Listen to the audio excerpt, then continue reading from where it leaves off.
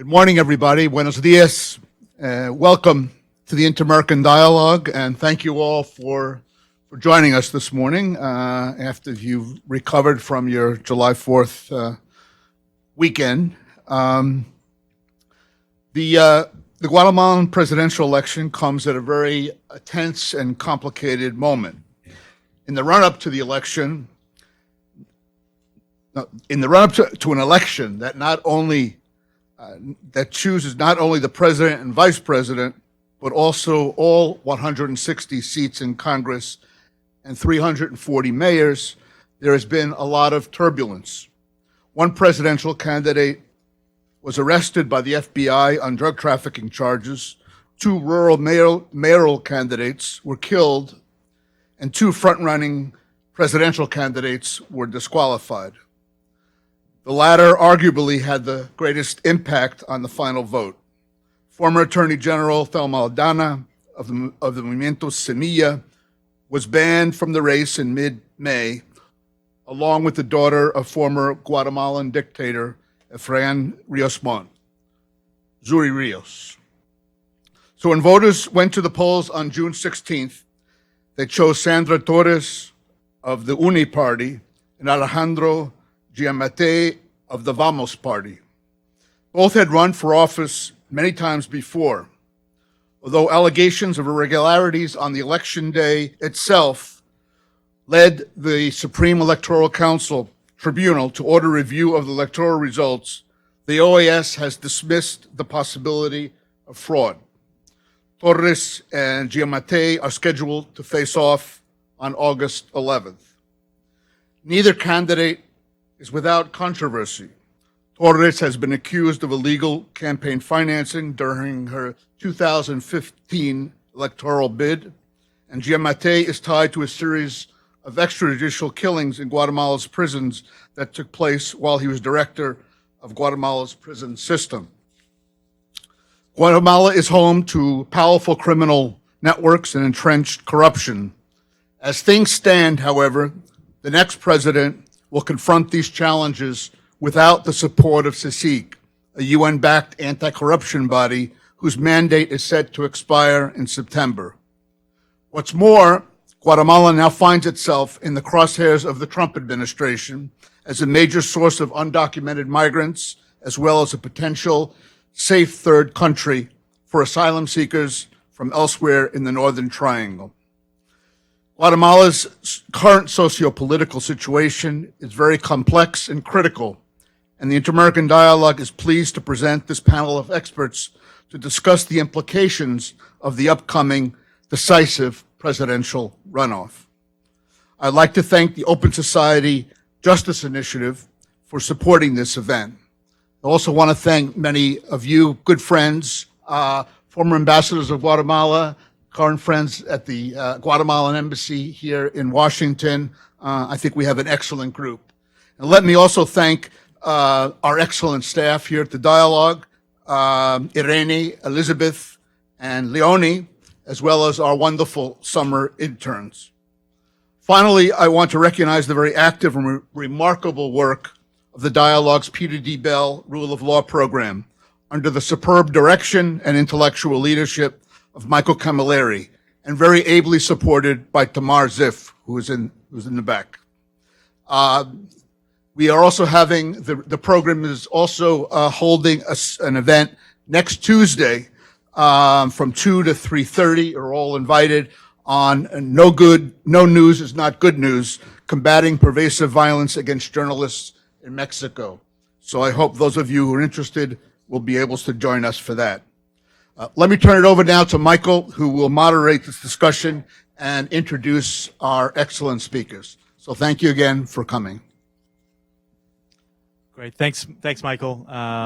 Great to have you here to introduce this conversation and contextualize the discussion we're going to have this morning. We're going to jump right into this conversation. I'm going to briefly introduce the speakers, and we'll get into it. To my immediate right, Sadaf Khan is the staff director at the U.S. House of Representatives Foreign Affairs Committee, Western Hemisphere Subcommittee.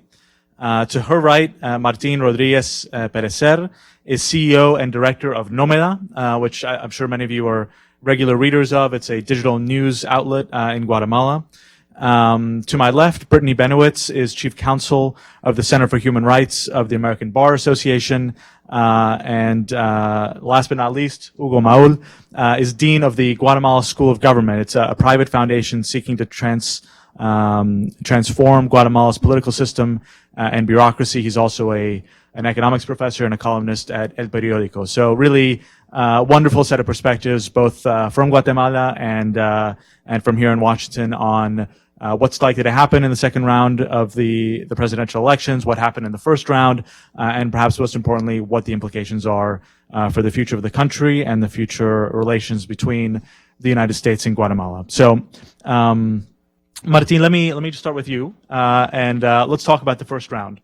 Michael mentioned a few of the things that caught folks' attention, certainly here in Washington, the arrest of a candidate on drug charges in Miami, the two kind of high-profile disqualifications, then ultimately a strong win for Sandra Torres in the first round, followed about 12 points behind by Alejandro Giammattei.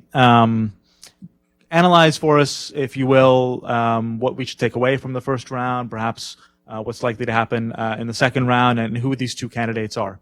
Sure.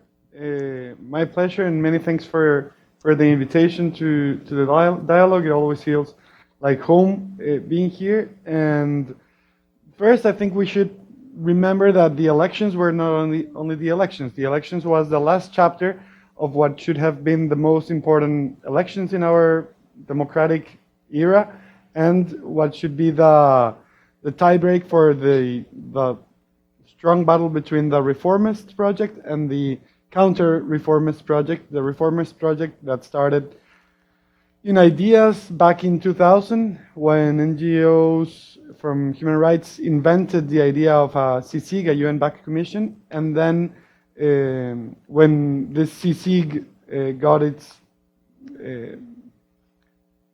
strongest points from 2014, 2015 until now, it was a very, very intense battle between this project led by CICIG and the counter-reformist project originally led by the people that were accused by CICIG, being that politicians, military, organized crime, and then as well the Guatemalan economic elite that had some 50 businessmen accused as well of especially illegal funding, and there was not a clarity of what power would win, and the elections should have been that tiebreak. But as Michael mentioned, there were some traps that didn't allow the strongest candidate of the reformist project to participate. Not as well another candidate from the reformist project for mayor, and did allow candidates that shouldn't have been participating, like Sandra Torres, that had an investigation for a parallel $20 million account for illegal funding, and that the current Attorney General allowed her to participate, retarding the investigation. This with a severe damage to these traps happened with a severe damage to the rule of law and democracy. For 25 years, there has not been any contest of any decisions by the Constitutional Court, and this government broke that bubble, that ceiling, that ideal that we had of rule of law back in August last year, and got to threaten the Constitutional Court that what they ruled was not accepted anymore, and that ended a rule of law that was so difficult to achieve and that costed so many lives. And now we have a democracy that is not a full democracy. It's only a democracy where the people that can participate are the ones that can participate, are the ones that the system, as we call it, this alliance that starts in a big part of the economic elite, politicians, judges, military, and organized crime. Only if they allowed the people to participate, they can participate. And we have a country where the two former attorney generals that started this process and made it real, the rule of law. Like, I don't know if there's any other country in our hemisphere that has achieved that. Claudia Paz and Tel Maldana cannot go back to Guatemala.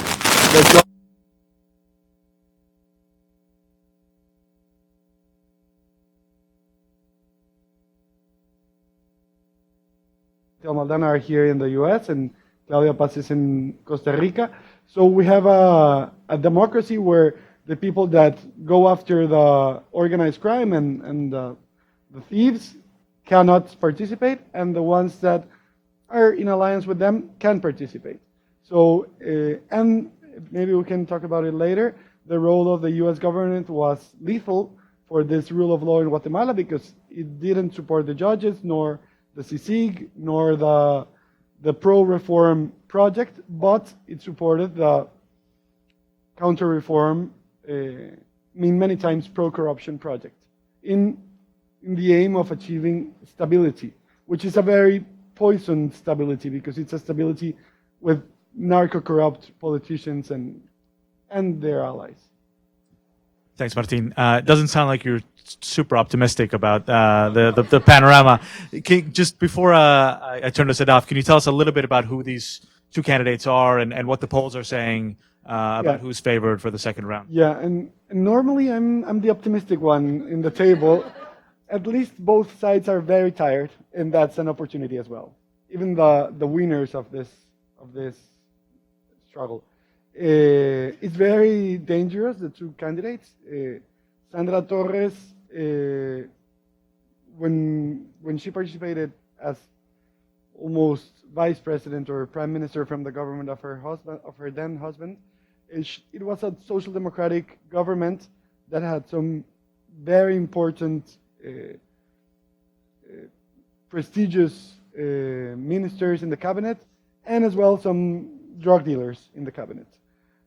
This in the Western Hemisphere in some of the countries is kind of normal, and then but she became more and more authoritarian, and I don't know how many, maybe a handful of social democrats remained in her circle, and the accusations of her pragmatism leading her to deal with corrupt funders and organized crime members puts her in a position of uncertainty, and she would have a lot of control.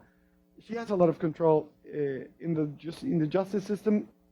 Her influence was key to disqualify Tel Maldana, for instance, and it would be a threat, like another authoritarian government, more sophisticated probably, and more effective for the social programs for the poorest, but authoritarian as well. And Giammattei is very dangerous as well. Not only what Michael said about the extrajudicial killings, but his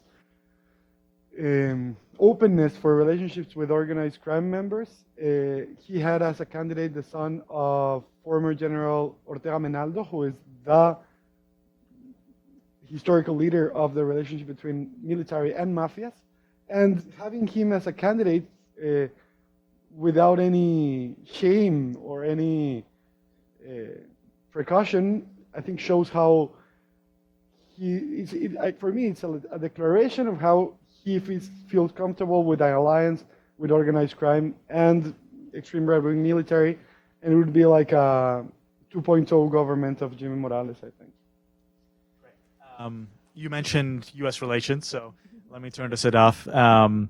Obviously, migration is sort of top of mind in Washington when folks think about Central America, but you've been following from your perch Guatemala for a long time, and including the rule of law and CICIG issues that Martin mentioned.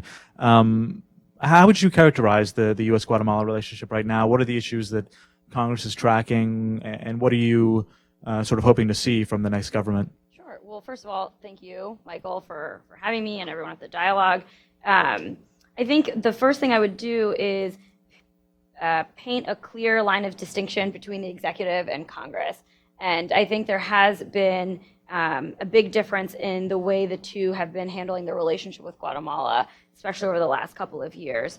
The Alliance for Prosperity started under the Obama administration, a massive initiative by Vice President Biden. And I think one of the most amazing benefits of that was that it garnered a lot of bipartisan support, both sides of the aisle.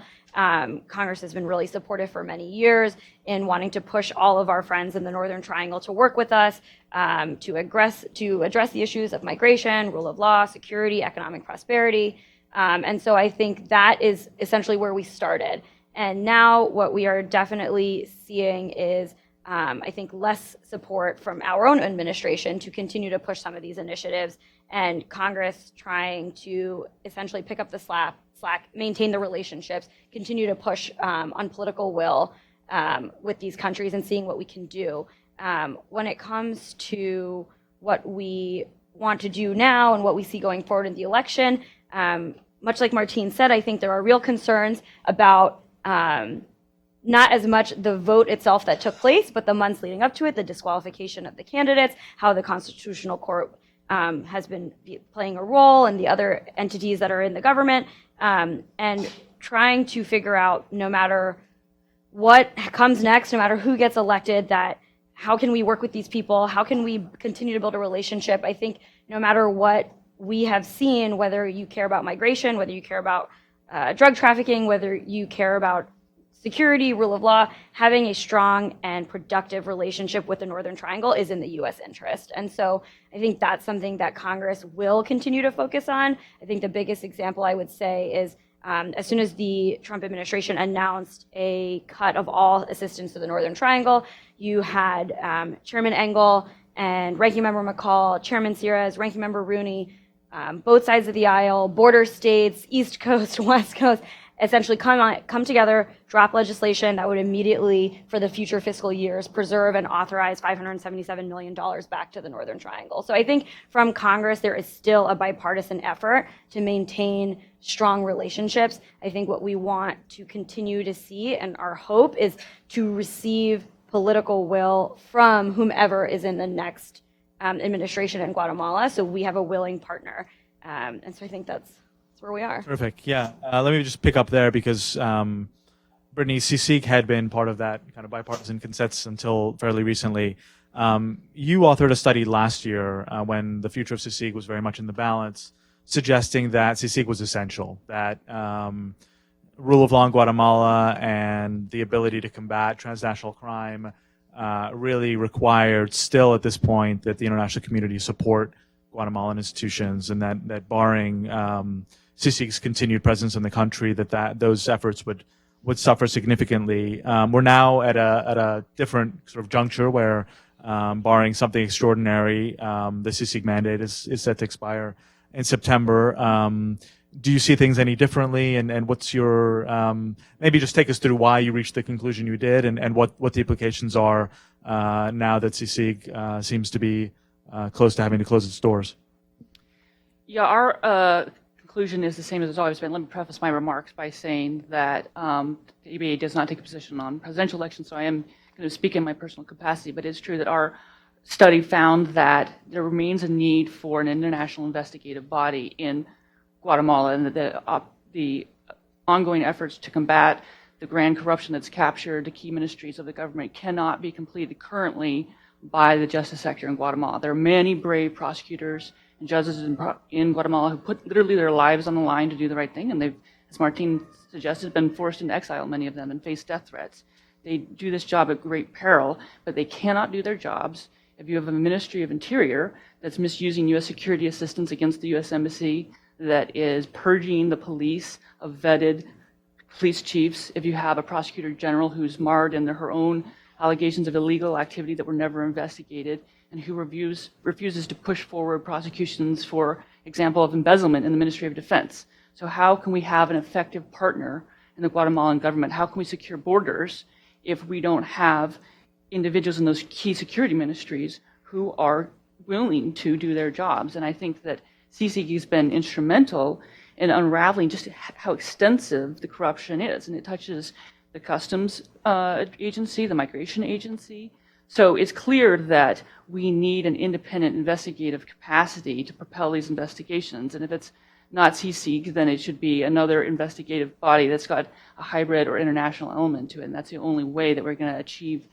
that goal. And I should note that while I think everyone's fairly pessimistic about the idea that either of the incoming candidates would extend CICIG's mandate, Torres has said that she would consider a public referendum. And CICIG is the only institution in Guatemala that enjoys widespread public support. So I think the United States should be pushing for a public referendum on CICIG, and if not CICIG, there should be some other version of an international investigative body, whether it's a regional body. CICIG was so successful in combating kleptocracy in Guatemala that it's been replicated throughout Latin America, and fundamentally we're dealing with a transnational crime. So the idea that you should have some sort of UN body under UN auspices that can look at these problems regionally it remains in the U.S. interest, and is something we should support. Great.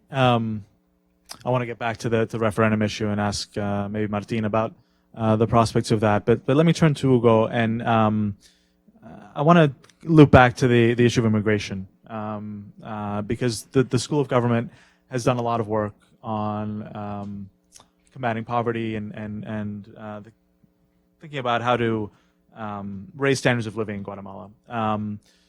It's still the case that thousands of Guatemalans are immigrating to the United States every month. I think Guatemalans are now the leading country from which irregular migration is taking place. And observers in Washington often point to indicators that the Guatemalan state is failing to provide for its own people. The lowest tax collection rate in the hemisphere, a malnutrition rate close to 50% for children under 5. There was a lot of news in recent days about a purchase of 2 airplanes for the Ministry of Defense from Argentina at a cost of $28 million, while these other things are taking place. So from your perspective and from what, the work that the School of Government's been doing, what needs to happen for poor, marginalized Guatemalans to feel like they have a future in the country rather than feeling like they need to seek that future here in the United States? Well, first of all, thanks for the invitation. Well, for me, the most important part is for you guys in the U.S. to recognize that it is not only about having plans or having big ideas. You have to go and look into how the government works. We have an implementation crisis in Guatemala. For instance, the malnourishment problem we have.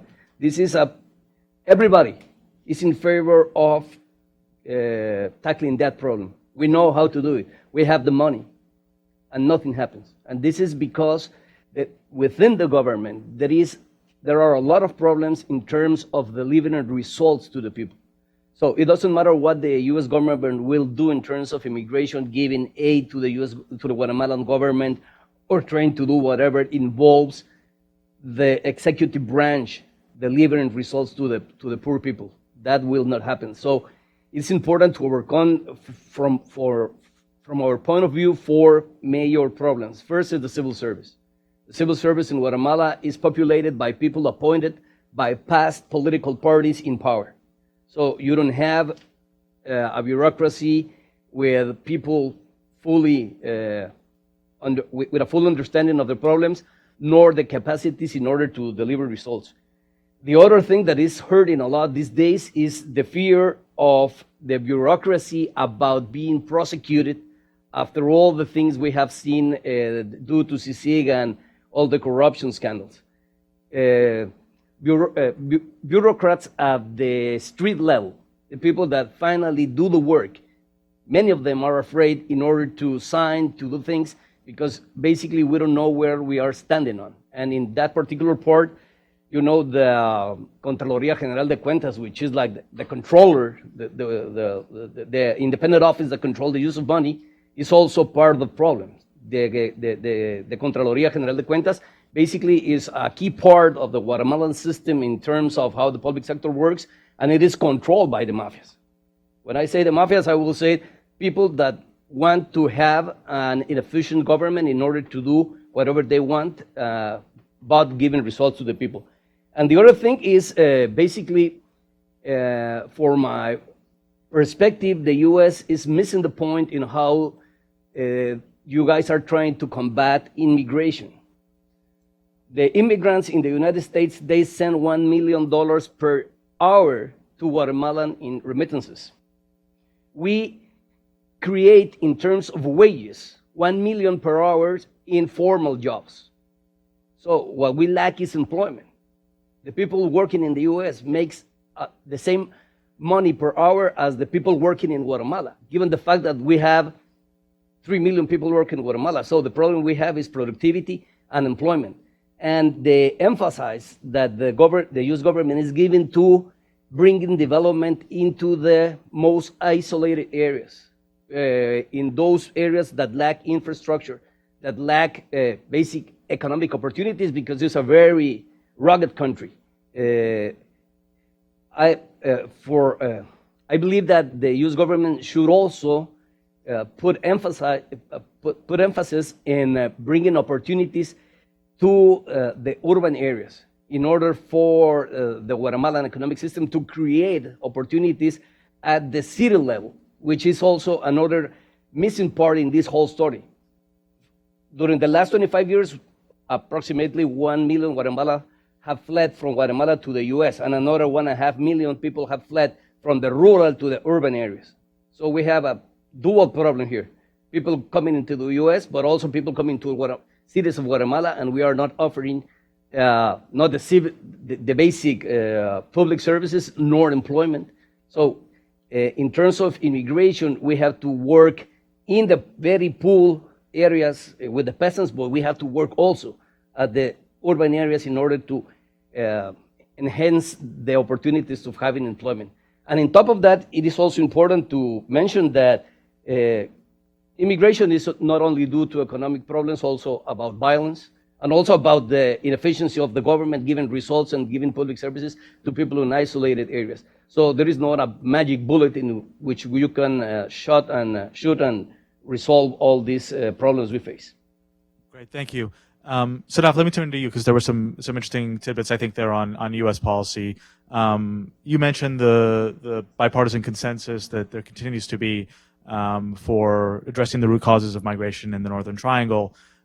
It's also the case that assistance has been highly conditioned on fighting corruption, on protecting human rights, on combating drug trafficking. The suggestion being that there's a kind of a recognition that we need to address the root causes, but also not a ton of confidence in the local partners to be sort of responsible stewards of that assistance for some of the reasons I think that Hugo mentioned. So how do you sort of strike that balance? I mean, going forward, what do you look for, and how do you in kind of designing the policy, how do you strike that balance between I think the conviction that the root causes need to be addressed, but also the frustration sometimes that what's happening on the ground, as much as the U.S. may have good intentions and have some money to put behind it, will ultimately depend on the quality of the services that the Guatemalan government itself, in many cases, can deliver.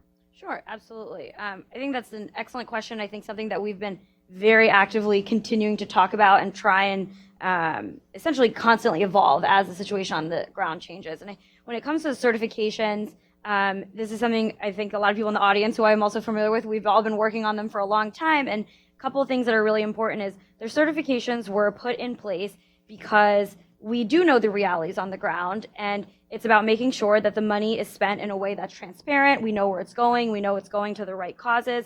The other thing is that there is no direct budget assistance in this money. This funding does not go to it's not a check to the government of Guatemala. And so the money is spent in a way to try and help local partners, local actors, civil society members, folks that are working on the ground to help change in their communities, whether it's through the economic support funds or whether it's through smaller programs through the Inter-American Foundation.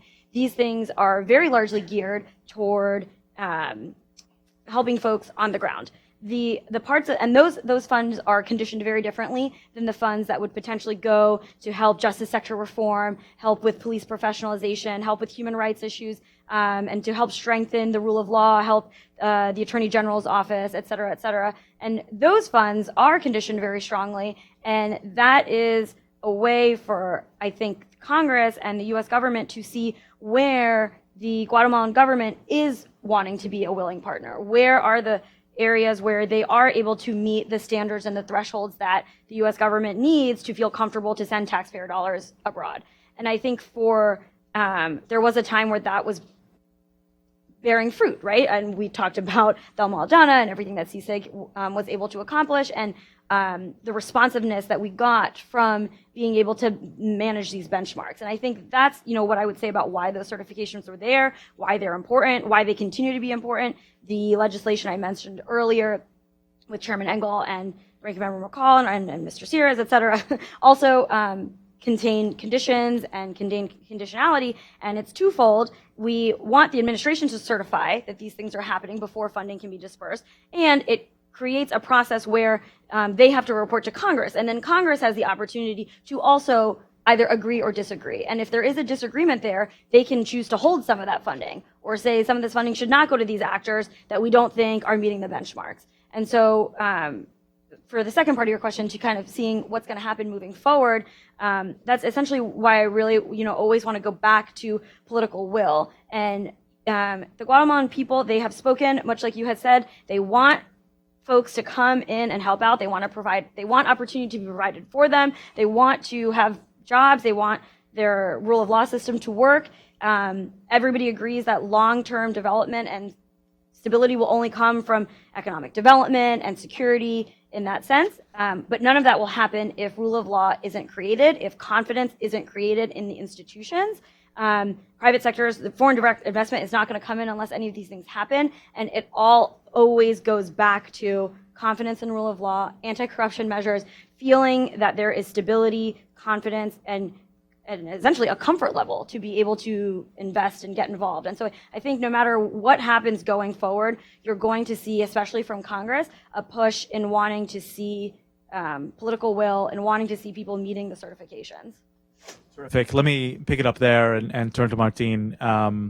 In terms of the future trajectory, you and the team at NOMADA have given a lot of coverage to these issues, not just the discussion around CICIG, but also the so-called Pacto de Corruptos, the corrupt pact at Congress. We sought to shield corrupt politicians through legislative reforms. We now have two candidates who are talking about corruption. One of them, Sandra Torres, as was mentioned, has actually promised a referendum on whether CICIG should be maintained. How likely do you think that referendum is? And more broadly, what kind of trajectory do you see around the kind of broader set of rule of law issues, including with the new Congress, where there's been a significant amount of kind of turnover in members? Yeah, well, beginning with the Congress, which is the easiest, the alliance of the Pacto de Corruptos was after the voting they have less congressmen. The new congressmen are going to be for the first time a majority, which didn't happen last time, and there might be a little hope, but we still depend on the UNE, which is going to be the leading party in terms of experience and political ability. So it's still not optimistic back there. In terms of the referendum, the vice presidential candidate from Sandra Torres was the one that said it. Then she didn't back him up strongly, so I don't see it coming. Probably it would win the will of maintaining CICIG. I think, as Brittany was saying, and as Sadaf was saying as well, we should think of another body to replace CICIG. I think the thing that the U.S. administration could do, and there's a big difference between the U.S. Congress and Senate and the U.S. administration, what it could do through the embassy is to be a shield of the FESI, the Fiscal Office Against Impunity at the Attorney General's office, that has been under pressure and under attack by the Attorney General. And the U.S. could protect it and protect the team, and to to keep all the investigators and prosecutors that we have invested in for the last 10 years are looking for jobs and they don't have any certainty of their legal future.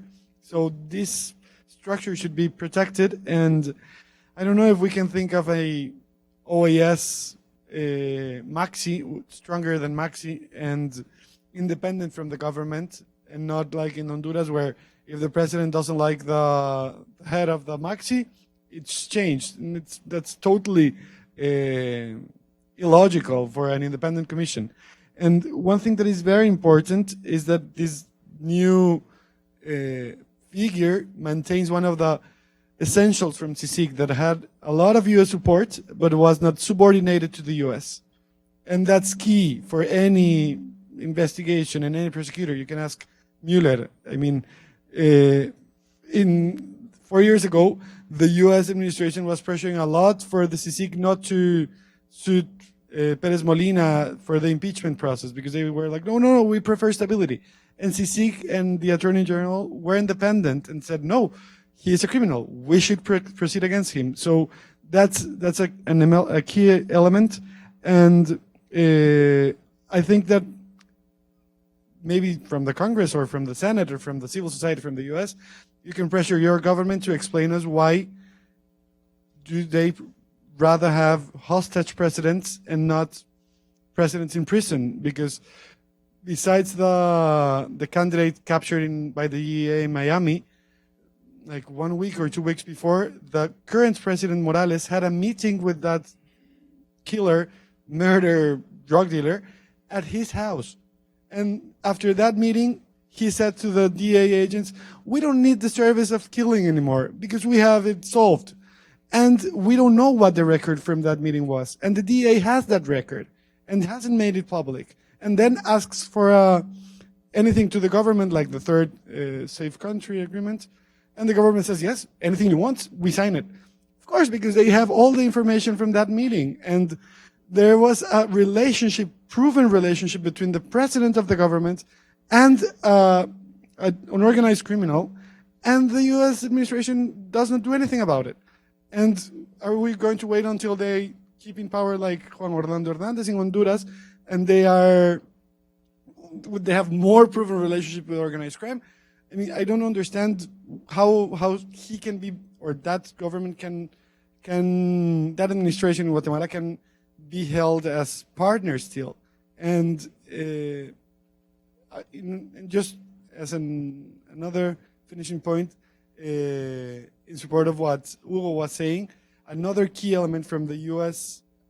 Guatemala relations regarding the CAFTA was all the chapter about labor rights, human rights, and environmental rights that wasn't strengthened, and it's another big important point so that people don't have to migrate because of poor jobs that don't have any rule of law or any human rights.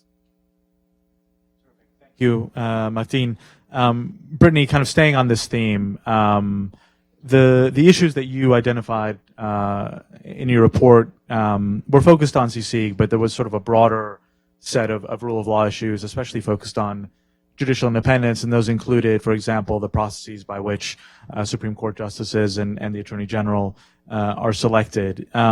What future do you see for the emblematic cases, the anti-corruption cases, the organized crime cases, some of these potential very kind of disturbing links between political elites and drug traffickers under a new president?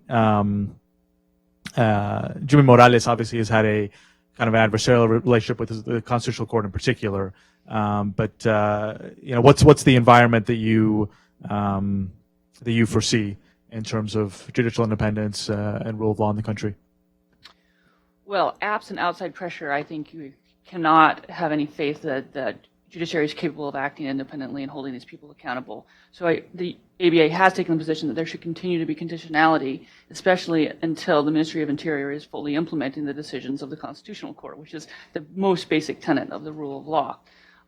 So I think that with outside pressure and conditionality, we might be able to continue to see some progress on the key cases. Now, the embezzlement case in the Ministry of Defense, where they embezzled $70 million in 1 year. That's in the same time period where we had been giving them $100 million in security assistance over the course of 10 years. So 70 cents on the dollar of what we gave them was pocketed by corrupt officials, and that case has stalled and gone nowhere. So I would say until we see progress on those specific cases, and until the 100+ indictments that CICIG brought have been effectuated, there's 100 people at large who've been indicted by CICIG, and there are arrest warrants for them. Until those people are arrested and we see progress on those cases, I'd say you give this prosecutor general maybe a short time period to get her act together and make some progress on that, or you should be investigating the allegations that she was involved in illegal adoptions when she was a judge, and get rid of her and replace her with someone who's willing to do the job. And if you see strong conditionality and consistency on that, the prosecutions against Torres Molina went forward, even though we didn't have a strong support from, obviously, the president of Guatemala didn't want it to be indicted, but we had a strong prosecutor general. She was able to make that happen. So if we can get there again, that's the most likely route to success. I also think, of course, we do need to continue to protect the prosecutors at FETSI, and we need to also, you're absolutely right, that the CAFTA mechanism for resolving labor and environmental disputes is completely broken. The mining minister who had a kickback scheme in order to pay into Otto Perez Molina's campaign finance lives in Miami in a luxury condo, right? Purchased by a Panamanian LLC, right? He's been indicted, but he hasn't been extradited. Why is that? When Representative Torres asked for a list of people who qualified for Magnitsky sanctions, the State Department, they offered up a list of names, but they didn't implement the sanctions on, including the mining minister. If we want to see foreign direct investment in Guatemala, if we want job opportunities, those people need to be removed of the wrongful gains of their corruption. That needs to be returned to the Guatemalan people. Great. Hugo, I want to connect these rule of law and corruption issues to some of the economic development and opportunity questions that you raised. When we speak to colleagues from the U.S. private sector about Guatemala, these issues come up a lot. There's a sense that whether it's in kind of local permitting processes or some of these energy and mining concessions that Brittany has researched, that there is the environment for U.S. companies is not necessarily the most sort of transparent and conducive to investment. You've done a lot of work on this at the School of Government, thinking about how Guatemala can become a more attractive destination for FDI. But there's also the sense that at least portions of the kind of elite private sector in Guatemala, perhaps most visibly CICIG, are often on the wrong side of efforts to kind of strengthen accountability and judicial independence. So, what in your view is needed to provide foreign investors the kind of legal certainty, the kind of predictable, transparent, attractive business environment that Brittany was alluding to? Well, you guys have to understand Guatemala is ruled by lawyers. And I have nothing wrong with lawyers. My dad was a former president of the Supreme Court of Guatemala, but lawyers are all over the place, and the judges are the one ruling Guatemala, from the Supreme Court in electoral matters, from the Constitutional Court in economic matters as the mining company or hydroelectrics. So in terms of promoting investment, you need to have real rule of law, which means abide by the rules and not through the discretion of judges. And the problem, which all of us have speak before, is that the whole judicial system is captured by these organized crime groups. It's not a secret that the way in which we elect the Supreme Justice to the Supreme Court is completely contaminated by very dark forces within Guatemala. So when we talk about, for instance, if we talk about CICIG, I believe all Guatemalans recognize the importance of the function. For me, it's not that important the name or who will be in charge, but what is the role? And the role is what we need. And in terms of that, you have to recognize also that there is a whole change of production in terms of justice that starts with the police and ends up with the correction system. And the whole thing is screwed up. And the CICIG is only a single bullet, a silver bullet shot at the investigation process, which is extremely important. But you have to tackle the problem, for instance, at the courts. The inefficiency of the judicial system is astonishing. the level is below 15%. Out of 100 cases that go into the court system, only 15 get a final decision. So if we keep talking only about pieces of the chain, it will be hard to really reform the whole thing.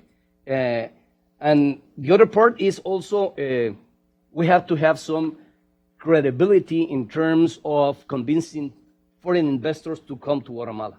And from that particular part, nowadays we don't have any good legal system to offer them in order to go to the courts and defend their own rights. So at the end, we have not only the problems of not having a good judicial system in order to combat corruption, organized crime, but also the same problems affect how foreign investors see Guatemala as a destination for their business. And have you given thought to what kind of judicial reform would be needed for that to happen? Well, let me speak about my own personal experience. I was designated by FIFA, the World Soccer Federation, to intervene the Guatemalan Federation, which was the root of the FIFA scandal. One of the guy that basically whistleblow about the whole scheme was a Guatemalan one. He's in jail in the U.S. No, pardon me, the U.S. Judicial, he paid the fine and he's walking around here. Okay, but you know what the problem is? I walk into this building at Miami. There was the whole CONCACAF, which is the regional body for soccer at the Caribbean, and this district attorney from Florida came to the mic and told us, all you guys belong to an organized crime organization engaged in racketeering, embezzlement, extortion. So at the end, I went up with this guy and I told him, I have been one day in office and I was designated by the Geneva FIFA. I don't have any business with this. And he told me, all of you guys, as long as you belong to this organization, you are under our surveillance. The problem is that the only thing that Guatemalan corrupt people fear is the U.S. Justice Department and the U.S. prison system.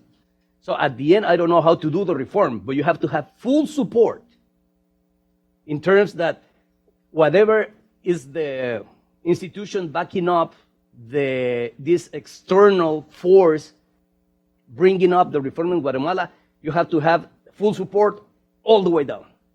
You cannot only support for a while, support for many years. At the end, you guys can see what happened with CONCACAF and FIFA. Once the U.S. Justice Department ends all the prosecution, these guys return to the old practices. And soccer is symbolic because we Guatemalans and Central Americans we are as good or as bad as our soccer federations and organizations are. Yeah, for sure.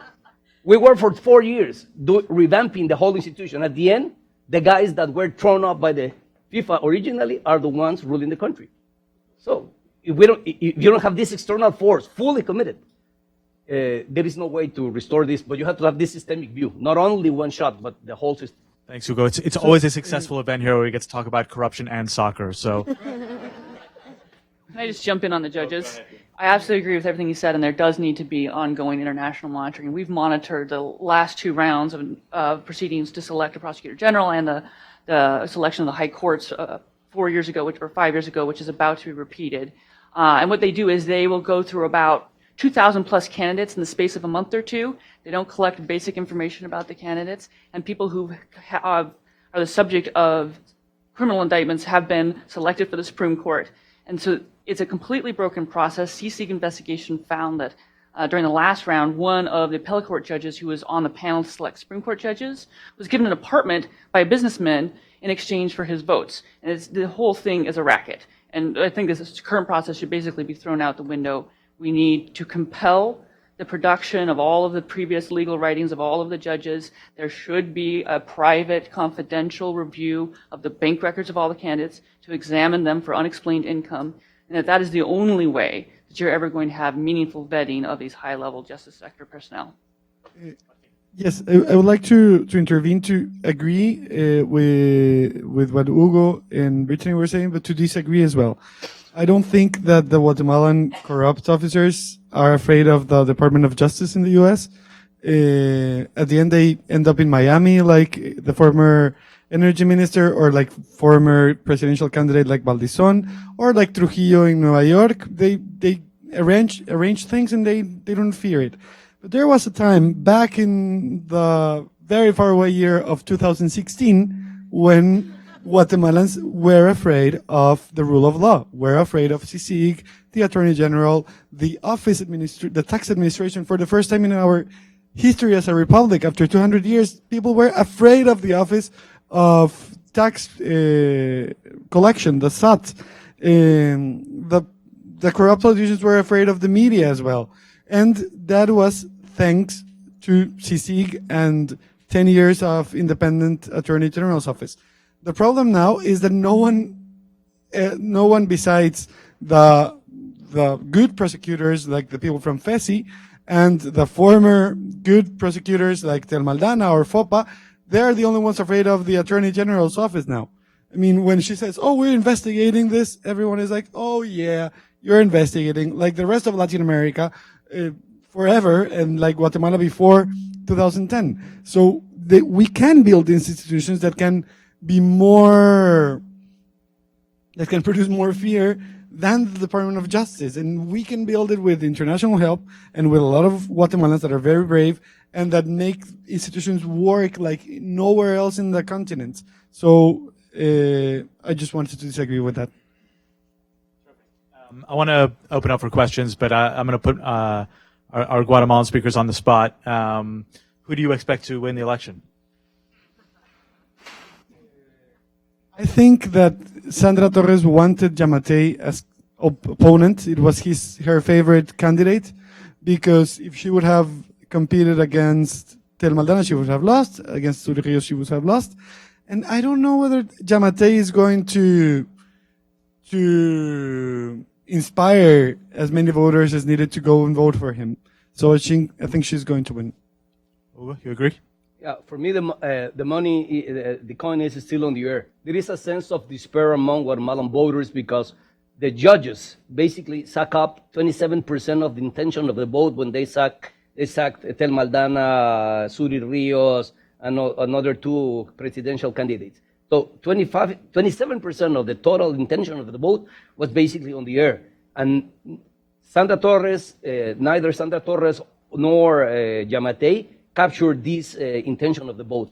So there is almost 1/3 of the electoral preferences without deciding. And the thing is that Giammattei went into the second round by the lowest total number of votes in the whole democratic history of Guatemala. He only got 600,000 votes, which is as low as what Berche had 15 years ago when the whole electoral number was 3 million people. Nowadays it's 8 million people. So at the end, we don't know if Sandra Torres will win, because definitely she has been exhibiting a ceiling about 1 million and 3,000 votes. But the problem with Giammattei is that he has to double or triple the number he already has. Everything is on the rate of participation of Guatemalans into the polls that day. For me, the threats are if Sandra Torres win the election, he will have the iron grip in everything. The executive, the judicial, and also the legislative. She has a majority, 50 congressmen. And the problem is, on the other side, if Giammattei is the one winning the election, he will be really in a very weak position against the legislative and against the judicial. So at the end, I will say that these 4 years will be very, very difficult for Guatemalan. It doesn't matter who is the one elected. Well, I have a lot more questions, but I know there are a lot of people in the in the audience who are very well qualified and eager to pose questions. So let's take maybe 3 to start, and I promise we'll loop back. So let's start. Let's just take these 3 in the front to start. Please introduce yourself. Yes, good morning and thank you for doing this. I'm Maria Peña with Telemundo. I wanted you guys to take a deeper dive into one aspect you talked about, each of the panelists. Guatemala is negotiating with the U.S. to be a safe third country. So I want your assessment as to what qualifies Guatemala, given all the people that continue to stream through the borders, all the way up to the U.S. Southern border. What qualifies Guatemala to be a safe third country? And if you could give us an update on the timeline and how are the negotiations going? Thank you. Thank you. Isaac Maya from Free Balance. Ms. Khan, Mauricio Claver from the National Council of Western Hemisphere, I think your counterpart in the executive branch, has described the Prosperity Alliance as a lot of money and maybe not enough prosperity. He mentioned that instead of doing a Northern Triangle approach, do it a more surgical approach and invite each country individually, doing a more surgical type of activities with each one of them. What are your thoughts on something like that? Is that something, some agreement can come from that? Thank you. Carlos Guerrero from Derechos Humanos y Litigio Estratégico Mexicano, a Mexican nonprofit. Is it expected that next Guatemalan government will turn to Mexico as a strategic ally, more even when the Plan de Desarrollo Integral was recently approved and the Yucatan Fund is now in place? Great. Great questions. Let's just go down the line. We'll start with Martin. Well, I think nothing qualifies Guatemala to be a third country for asylum seekers, and it would only provoke thousands of human rights violations and more poverty and more instability. And the government, as it does with anything that is published, they denied it, and then they said they were going to do it, and it should have an approval of Congress. But since they don't follow any decision from the Constitutional Court that they don't like, we don't know whether they're going to follow any decision from the Constitutional Court or from the Congress. And it's very dangerous. It would be very harmful for Guatemala. The second question, even though it wasn't for me, I would suggest not only to maintain it in the three countries, but to put Nicaragua in the plan as well, because Nicaragua has been left by itself, and we see the result, and we should be looking at Central America as what it is, a region with similar problems and solutions that can be implemented for many of us. Like, for instance, as CCS now in El Salvador and so on. And I hope that they do.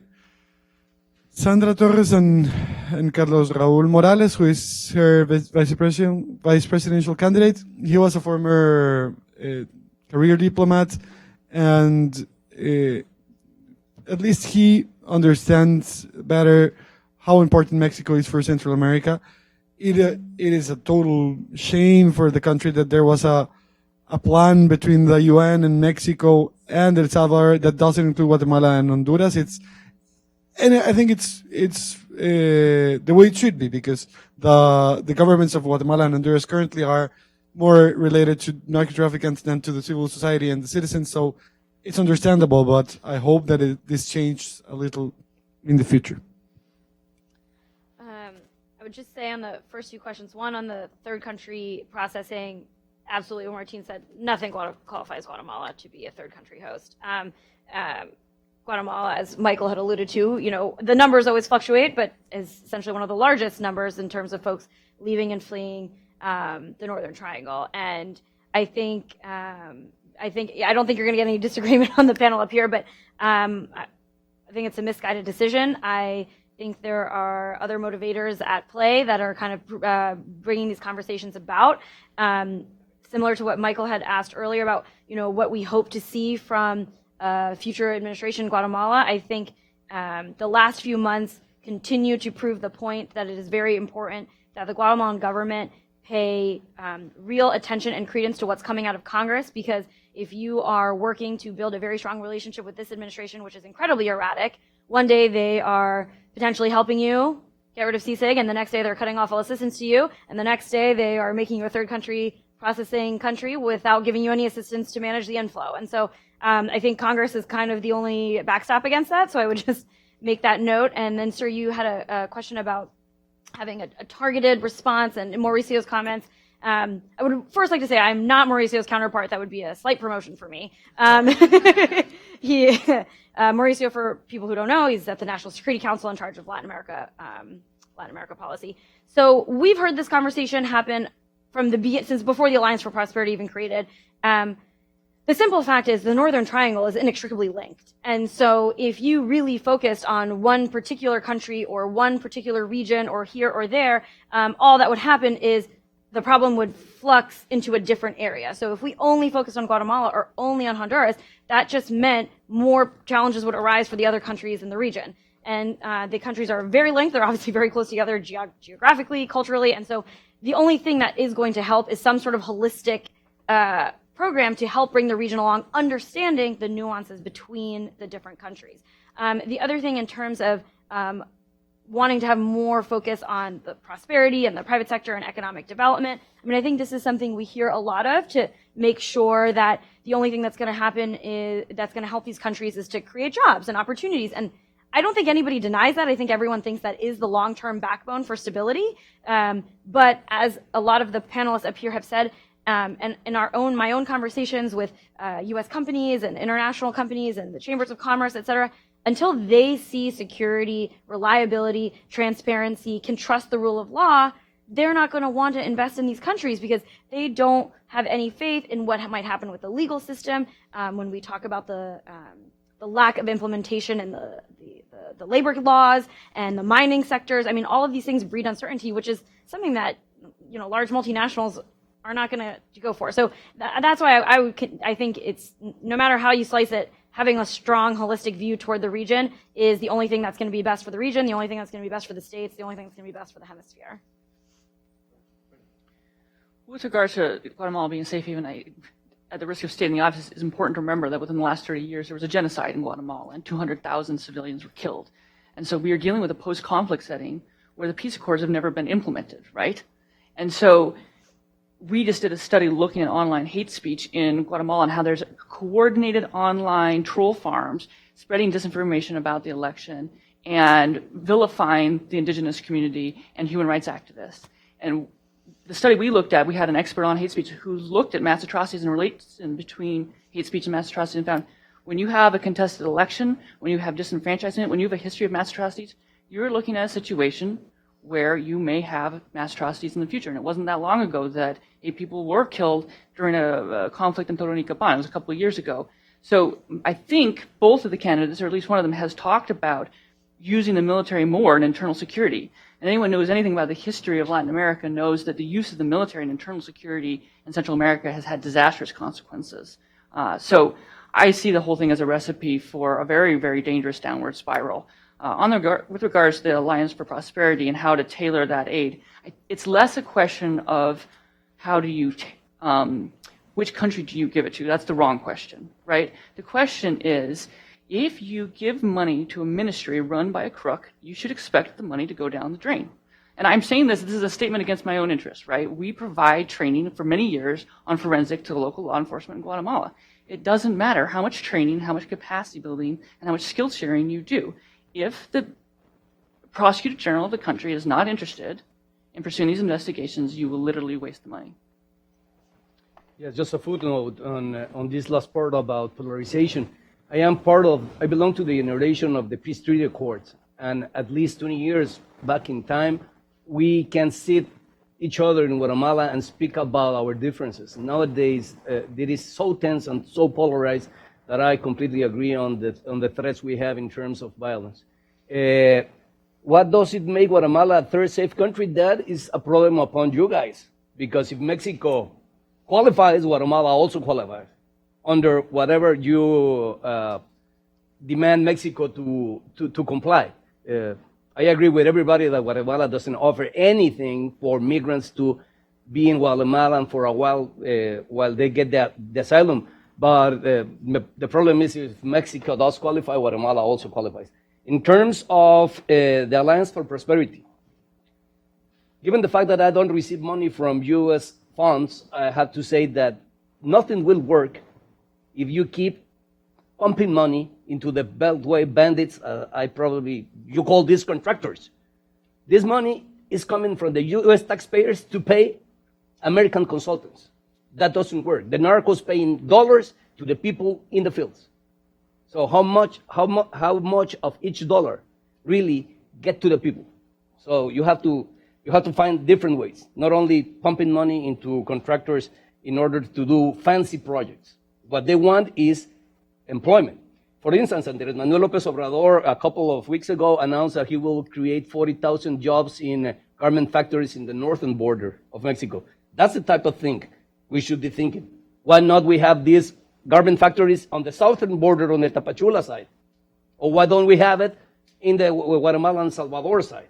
That is the type of program we should be looking forward. In terms of the strategic alliance and the Mexico and the CEPAL project, the problem I see is that it's a very long-term project, while the problem is nowadays problem.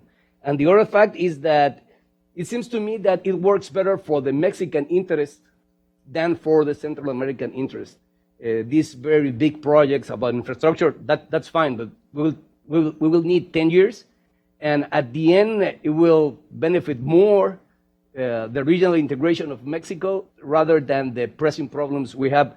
But nevertheless, it's better to have Mexico on this than don't have it. The problem is how to understand Andrés Manuel López Obrador, which is also hard to predict. I just wanted to add one thing and talk about what you mentioned about having money go to contractors, only to flag that Mr. Sierra has recently introduced an amendment into one of the Central America bills that hopefully, when signed into law, is going to request the administration report back to us where the money is being spent, how much is being spent out of the countries versus inside the countries, and to start creating more transparency and give us more information so we can start setting stricter guidelines and conditions to making sure that money goes to local implementers instead of folks up here. So a simple word of that, we're working with the agricultural and FAO, I don't know, the United Nations agricultural branch. We did a study on the counties expelling people to the U.S. about who is working on those counties. You will find 1,000 NGOs, and you will find all government ministers working on those counties. They are not speaking to each other. They are not planning a whole integrate project. They basically do what they want to do. So there is a lot of much of the money basically reach no consequences because there is no an integrated effort or planned effort in order how to make it work. Let's take another round of 3 questions. Let's start with these 2 questions in the front and the one back there. Thank you very much. Frank LaRue from Fundamedios in Washington, D.C. This is a double-edged question for the 2 panelists from the U.S. and the 2 panelists from Guatemala. Given that CICIG has been the big success story in Guatemala, what really transformed the nature of the country for the years that it has worked, and that the mandate is coming technically to an end in September, although it did that every 2 years, and it would be very easy to extend and to renew by an exchange of letters. What is the possibility of sending a series of messages? This government of President Jimmy Morales, which is becoming openly and blatantly more corrupt with the purchases in Argentina and which the chaos they have, with the meetings with the candidate that was arrested in Miami for being part of the drug structures in Guatemala, will be more and more susceptible to messages from the international community, especially Washington, now that he's leaving. So what is the chance to have messages from Washington, certainly not from the White House or the administration, but maybe from Congress or important organizations, civil society, on the possibility of extending CICIG at least till January, till the next government takes office, which is the 14th of January. And secondly, for the Guatemalans, what would be the reaction if this became one of the issues of debate for the second round? Would it eventually force, none of them like CICIG, because both of them have been indicted by CICIG in the past, Sandra Torres and Giammattei. But if it became an issue for the second round, that certainly draws votes or detract votes. What would be the reaction of the 2 candidates, do you think, to make it part of the debate in the electoral process?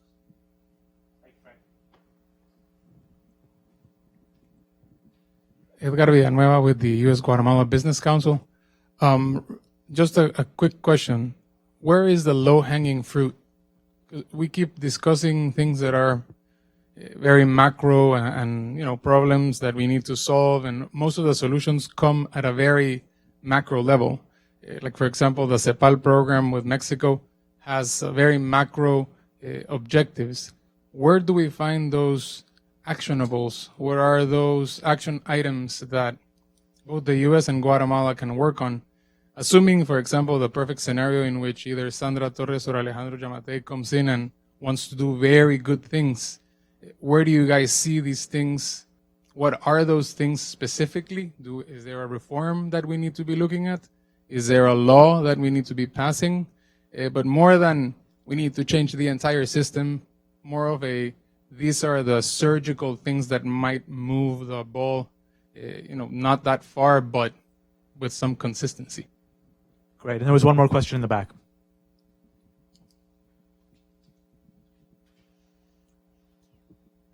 Hi, my name is Caitlin Quinn. I work under SADAF at HVAC, the Foreign Affairs Committee. My question is about Thelma Aldana, and I'm wondering if any of you can kind of provide some clarity on the legitimacy of the allegations against her, and if it is a case maybe analogous to Brazil where there is misconduct on all sides, but perhaps some parties have been targeted more than others, or if the charges against her, I think there were new ones filed just this week, are trumped up and kind of purely politically motivated. I know there's additional questions, but in the interest of time, let's come back to our speakers. Maybe, Hugo, can we start with you this time, and we'll go in reverse order? Yes, I will try to answer to Frank. There is no debate in Guatemala about anything. So I don't know if Martin will agree, but for me, there is no chance for them to address CICIG in the political debate. The more safe strategy for both of them is to keep quiet and with a low profile on that. About the surgical things, for me, the most important reform that we can achieve is getting rid of the backlog at the judicial system. If we keep the judicial system flooded with work and cases without a finishing, then there is no chance for the judicial to work, despite the reforms we have to do in order to elect good judges. And on top of that, perhaps something in prison reform, which the guys from INL, the money goes directly and is managed by INL guys. This is something that we can do very quick wins in terms of having a better prison reform. And on top of that, if we start doing something on the judicial plea bargain and preventing the judges to use the detención preventiva, which is temporary confinement for the while, then we will get rid of the problem of too crowded prisons. And if we can manage the prisons, then we can control extortion and we can control, maras, gang-related violence. So perhaps it doesn't seem that obvious, but we have to start at the end, given the prison reform, and then walk backwards into preventing the system to send that many people into prison. And that's why I think that we have to work on the backlog at the judicial system. First off, on the question of what are the likelihood of stronger signals coming from the United States government, I mean, I think I agree with Sadaf that there are strong signals coming from a bipartisan consensus in the Congress that this is not acceptable. So long term, if Guatemala wants to partner with the United States, they should be responsive to those signals coming out of the Congress, because this White House has 2 years left. With regards to direct and actionable items, I mean, I named a few already, right? We need to get rid of these postulation commissions.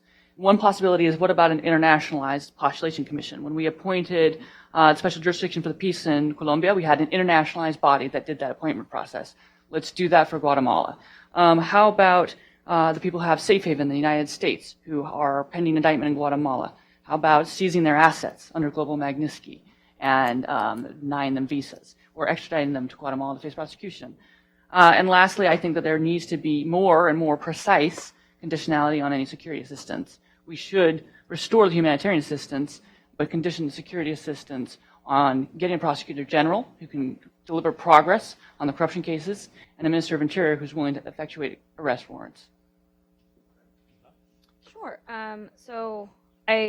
In terms of specific things, I very much agree with Hugo on plea bargaining. It's something that I think Congress and the ABA and a lot of folks have been trying to work on the ground for a long time. I think we've also been pushing for a long time in terms of reforms on how they do select the judges, the processes for how they select the attorney general. I think the SOT, as you mentioned, was doing excellent work until it essentially got too good at its job. And so paying attention to how we can get a good administrator for SOT back in place, because that is something that I felt there was a very direct response from the private sector and folks in Guatemala in terms of feeling like, okay, we might not be afraid of DOJ, but if SOT comes after us and asks us to open our books, we have to get our act together. And I think that was really a big thing. I think trying to, as Brittany said, focus on the humanitarian assistance and focus on what's going on in things that, or the INL assistance that are managed in a very different way than some of the other assistance would be helpful. And Edgar knows that I'm going to say this. We've talked about it a ton in terms of larger electoral reform. Campaign finance is the third rail in Guatemala, as it is in the United States. I think the question about CICIG coming up in the elections, I think the only thing that can help bring that about is pressure, not just from the United States, but from the Guatemalan people to push on the referendum, to push to make that a campaign issue. I think that is, as most people said, the only way we're going to get some movement on that. And then, as Caitlin, my wonderful intern, had asked about the charges against Thelma Aldana, I'm not a lawyer. I have not been privy to some of the investigative facts, but I feel quite suspicious of the charges levied against her, and that's all I'll say. Just on the question of that Frank asked in terms of there's the referendum option on CICIG, but also I think Frank's suggestion was, could enough pressure be brought on the current government to at least kick the can down the road, extend for 6 months, and leave this decision for the next president in a way that wouldn't require a referendum? Is that something that the Congress would? I think I'm sorry. I wouldn't say that. I would say there is interest from the U.S. side to do that. I would say there is no interest from President Morales in doing that. I think, as Brittany also had laid out and a lot of people, certain things like actions from the Ministry of Interior and many, many other things leading up to this point have shown that the Morales government is not interested in these things. And I think that's the sad state of where it is right now. Yeah, well, I think that the current government of Guatemala doesn't care about what the international community or the U.S. Congress or the U.S. Senate says, because they feel that they have a direct contact with the White House after the Jerusalem embassy moved and the lobby here in Washington. So unless the White House says something strongly, directly, that can be converted into a decision, not only talking, then they could be aware of anything. I think that the uniting the questions from Edgar and Frank, the best thing would be to protect the FESI structure for the second semester, so that it can keep on at least until January, and then we can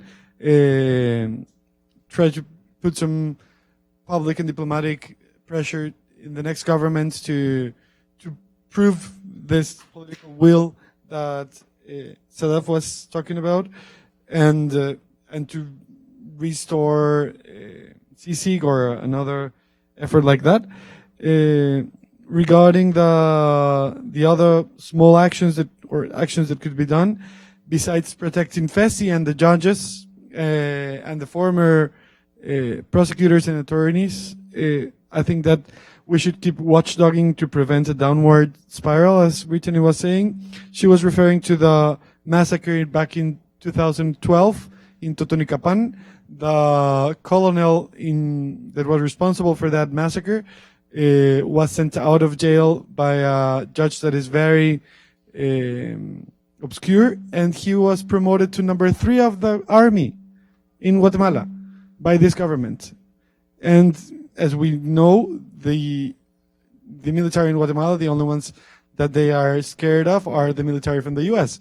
So if the U.S. or the Pentagon or the Southern Command doesn't say anything about this person being the number 3 of the army, we just have to watchdog a lot in order to prevent atrocities. And I think that social programs that have worked and relieved extreme poverty should be re-implemented again, because what the problem with this government was that it was totally fooled by, in many levels, by incompetent people, and technical people have been practically erased from many institutions. At least in many other institutions, some good technicians remain, but I think social programs and, I don't know, maybe some ideas about committing companies and cooperativas to promote, to create jobs in exchange for something. But not only to do tax exemptions, and they say, oh, we're going to create thousands of jobs, but they don't really have to prove that with the Social Security or with the tax administration. I mean, to link this promotions could be something that we could achieve soon. Can I say a quick word on the IRS of Guatemala? Yes. The actual people at the administration are the people that FOPA, the former top official that made all the cases, appointed to the lower levels. So the guys we have right now perhaps are the best guys we have around. We have in Guatemala to run SAT. The problem is the law, and the problem is that we are changing the director of our IRS every 1.5 years. And nothing will happen if we keep changing the director of such an important institution. Terrific. Well, I'm not sure I'm a lot more optimistic about the future, but I'm certainly more informed. So I want to thank you all for a really terrific conversation. Thank you all for joining us, and please join me in welcome and thanking our panelists.